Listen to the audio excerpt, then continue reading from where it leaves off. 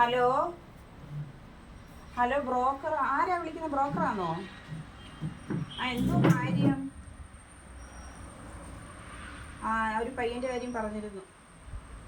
ആ എന്തോ സംഭവം?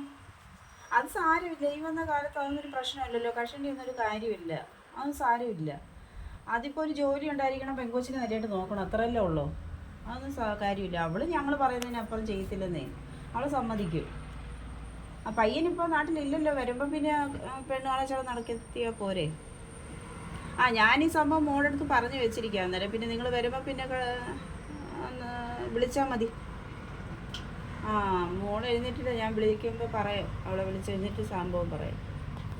ശരി എന്നാൽ നിങ്ങൾ നാട്ടിൽ വരുമ്പോൾ വിളിച്ചാൽ മതി. ശരി. മോളെ ഡി എഴുന്നേക്ക്, രാവിലെയായി, ഒരു സംഭവം പറയാനുണ്ട്. എഴുന്നേക്ക് മോളെ, ഡി എഴുന്നേക്ക്.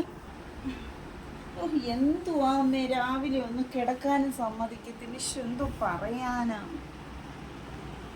ആര് ബ്രോക്കർ വിളിച്ചോ? എനിക്ക് വേണ്ട, കഷണ്ടി ഉള്ള ഒരാളെ എനിക്ക് വേണ്ട. ഒന്ന് പോന്ന വേണ്ട, അച്ഛനും മോളും പോന്നോണ്ടിരിക്കും. എനിക്കൊന്നും വേണ്ട. ഞങ്ങളിത് നടത്തും. നിനക്ക് ഇഷ്ടം അല്ലെങ്കിലും ഇല്ലെങ്കിലും ഞങ്ങൾ നടത്തും ഇത്. അതിനെന്തോടി ചെറുക്കനൊരു കുഴപ്പം? കഷണ്ടി വന്നതിന് എന്തോ കുഴപ്പം?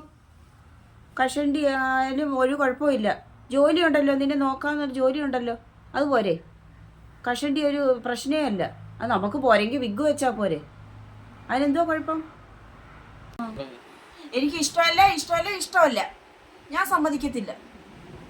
അത് സാരമില്ല എടി, ഒരു സംഭവം ഉണ്ട്. എന്തോന്നറിയാമോ? കഷണ്ടിക്കും കുശുമ്പിനും ഇതുവരെ മരുന്ന് കണ്ടുപിടിച്ചിട്ടില്ല. വേണമെങ്കിൽ നമുക്ക് വിഗ് വെക്കാം. നീ സമ്മതിച്ചേ പറ്റൂ, ഞങ്ങളത് നടത്തിയിരിക്കുക. അതിന് ഒരു തർക്കമില്ല.